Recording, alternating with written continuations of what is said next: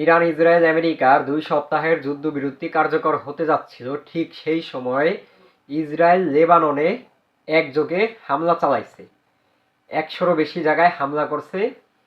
তারপরে সেখানে আপনার প্রায় ২ শতাধিকের উপরে মানুষ মারা গিয়েছে। তার পরবর্তী সময় ইরান কি করছে, হরমুজ প্রণালী খুলে দিয়েছিল যুদ্ধবিরতির কারণে, সেটা আবার বন্ধ করে দিয়েছে। এই যে দেখেন ইসরায়েল যে কাজটা করছে, তারা বলছে যে লেবানন যুদ্ধবিরতির আওতায় নন। এর জন্যই ইসরায়েলকে আর আমেরিকাকে কখনোই বিশ্বাস করতে নাই। এরাও এর আগে কয়েকবার যুদ্ধবিরতির কথা বলে আলোচনা শুরু করছে, ঠিক তারই মাঝে হামলা চালাই দিছে। মানে এরা ইহুদি জাতি, এদের কোনো বুকপিট নাই, এদের কোনো মানুষত্ব নাই। পুরো বিশ্বের ১ নাম্বার শয়তান হচ্ছে এই দুইটা, ইসরায়েলের প্রধানমন্ত্রী বেনিয়ামিন নেতানিয়াহু আর হচ্ছে ডোনাল্ড ট্রাম্প। পুরো বিশ্বের মধ্যে ১ নাম্বার শয়তান, বিস্ফোরা যাকে বলে। মানে বিস্ফোরা হুটহাট করে হইয়া বয় না, এগুলোই হচ্ছে সেই বিস্ফোরা। হুটহাট করে যে কোনো জায়গায় হয়ে ববে, মানুষকে জ্বালা যন্ত্রণা করবে বিভিন্নভাবে।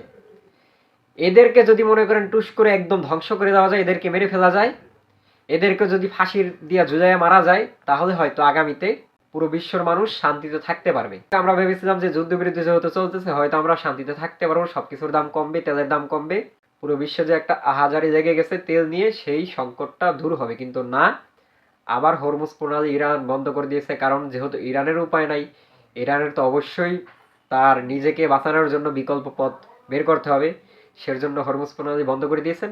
আবার আমাদের হাহাকার শুরু হতে যাচ্ছে। তো যাই হোক, জানি না আর কতদিন আমরা খুব সুখে শান্তিতে থাকতে পারবো, কারণ খুব সময় কইমা আসতেছে। এই যুদ্ধ যত বাড়তেছে, ততই আমাদের শান্তিতে থাকার সময় কইমা আসতেছে। কারণ এখনই দেখতে পারতেছেন যে বাংলাদেশের বিভিন্ন জায়গায় দোকানপাট খুব তাড়াতাড়ি বন্ধ করতেছে। যেমন আমাদের এলাকায় ৮টার মধ্যে সবকিছু বন্ধ হয়ে গিয়েছে। মানুষ দোকানপাট ব্যবসা বাণিজ্য বন্ধ করে বাড়িতে গিয়া বইসা আছে। দেখেন, ব্যবসা বাণিজ্য হচ্ছে সন্ধ্যার পরেই ভালো জমজমাট হয়।